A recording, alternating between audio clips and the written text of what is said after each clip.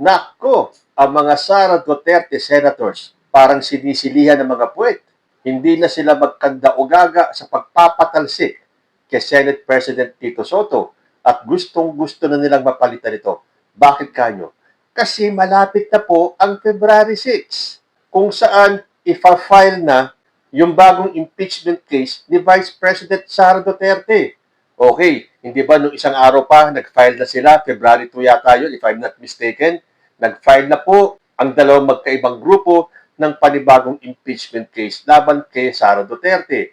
Kaya lang ang balita ko, gagalawin lang nila yan sa February 6 na. Kasi mahirap nang ma-technical na naman sila ng Supreme Court. Hindi kasi nilinaw ng Supreme Court kung kailan talaga matatapos yung one-year bar rule. Dahil doon sa unang desisyon nila, February 6 pwede na mag-file ng panibagong impeachment case. Pero sa kanilang motion for reconsideration na desisyon, lumalabas na January 15 pa lang, pwede nang mag-file ng panibagong impeachment case. Kailan lang ba inilabas yung desisyon nila? So, dali-dali naman nag-file ang Makabayan Black at isang grupo, itong civil society groups, ng magkahiwalay na impeachment case.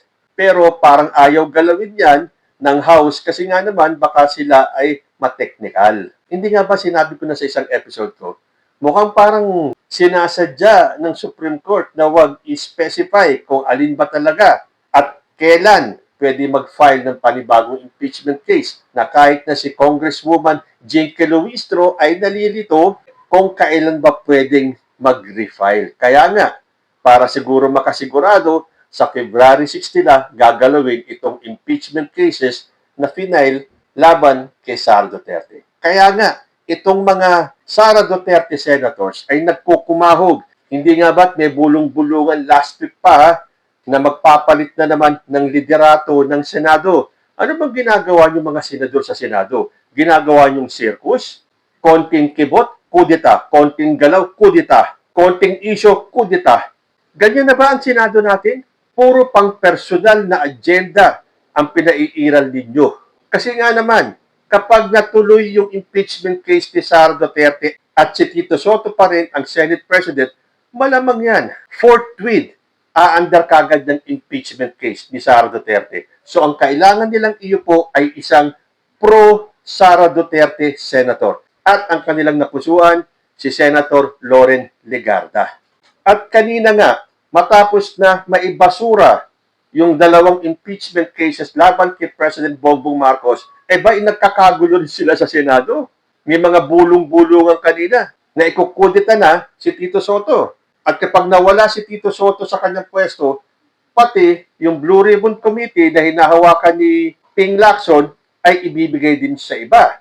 At ang lumabas na balita kanina, si Loren Legarda nga ang uupong Senate President at ang kanyang Senate President pro tempore ay si Pia Cayetano.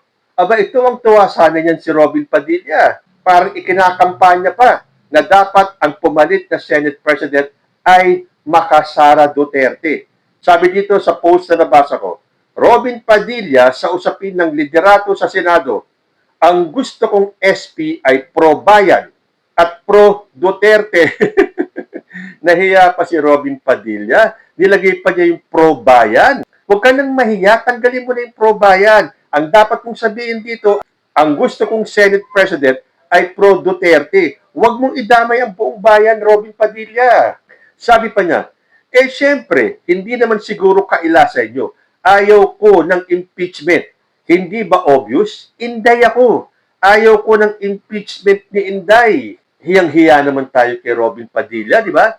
Talaga pong siya ay senador ni Sara Duterte, hindi po ng bayan. Kaya itong sinabi niya, ang gusto kong SP ay pro-bayan at pro-Duterte. O kami, Robin. O baka naman ang gusto mong sabihin ay, ang gusto kong SP ay pro-China at pro-Duterte. Huwag na tayo makipagplastikan pa, Robin Padilla. Halatang halata ka na. Pilit ko pang nililihis yung talagang gusto mong sabihin. Sa bagay, galing naman na mismo kay Robin Padilla nung sinabi niyang, ayaw ko ng impeachment ni Inday. Wala na tayong plastikan. Gusto kong maging Senate President yung susuporta kay VP Sara. Kaya siguro last week pa yan or 2 weeks ago pa yan, pinag-uusapan na ang kudita kay Tito Soto. Dahil palapit ng palapit ang February 6.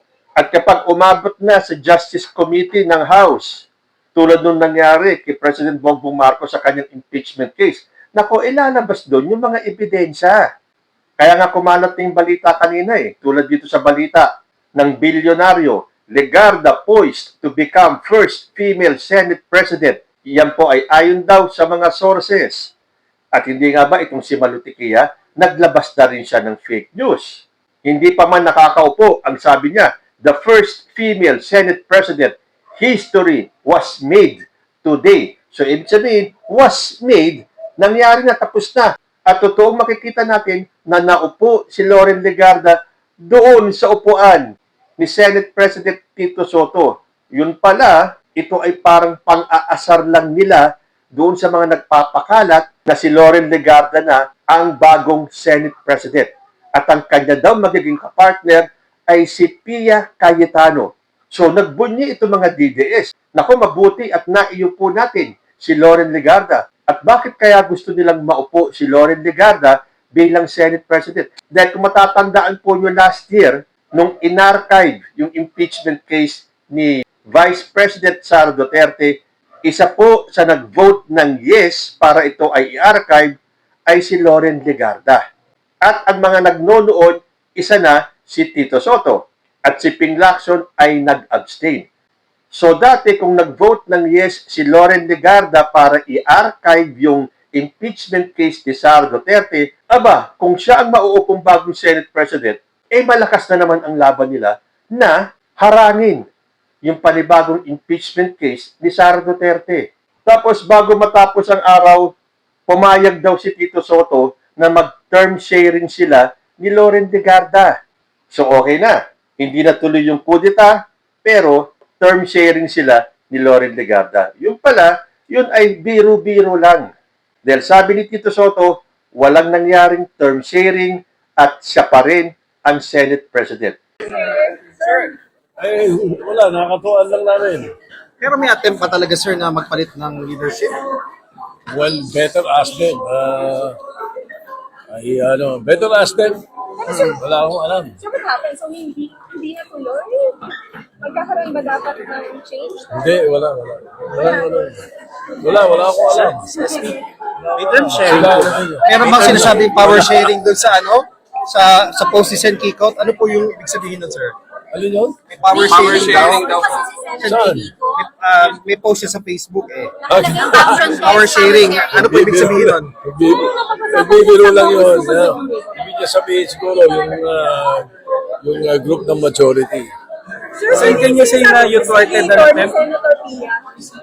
Instigator daw po. Sino sinasabi ni Senator Pia na instigator? Instigator ng ano? Nung kudita? Ng? Yung pagpapalit ng leadership kudita. Ay, hindi ko alam. Ano sinasabi kanina? May 17 na yung minority. Well, not me. It's the majority.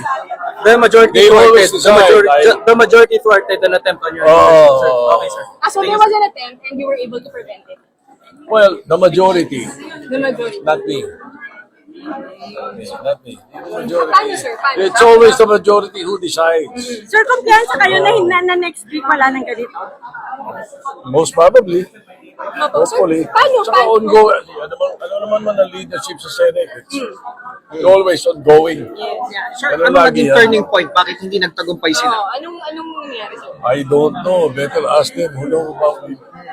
Pero so, anong sabi ni Sen. Loren? Kasi siya daw yung ano eh. Ano sabi sa inyo ni Sen. Loren? Well, she was not She was not, well, Nagkausap kayo? She was, She declined? I think so. I think she did. Thank you, sir. How are you feeling, sir? How are you feeling, sir? Okay, same. No worries. No. Ako ba, Senator? I can do any work in the Senate. I can be majority leader, minority leader, Senate President, or even a regular senator. I have no problem with that. Thank you. Okay. Ibig sabihin, hindi nagtagumpay yung mga Sara Duterte senators na mapalitan si Tito Soto ng isang pro-Duterte senator. So, paano ba yan? 2 araw na lang, February 6 na, at hindi pa sila nagtatagumpay na ikudita ang Senado at iyo po ang isang pro-Duterte senator. So, halatang halata po na medyo natatakot na tong mga Sara Duterte senators, lalo na pag hindi nila napatalsik si Tito Soto dyan sa kanyang pwesto sa Senado, ay malilintikan na si Sara Duterte. Dahil para sa akin, yung mga bumoto kanina para ibasura yung impeachment case ni President Bongbong Marcos ay malamang siya din boboto para ma-impeach si Sara Duterte. Ay, nako, itong mga senador natin. Ginagawa niyo ng circus ang Senado. Magtrabaho naman kayo. Hindi puro pang-personal nyo lang ang inaatupag ninyo. Kayo po, ano ang masasabi nyo sa walang katapusang rigodon dito sa Senado? Comment lang po down below and I will see you in my next video. Diyos ti Agnina.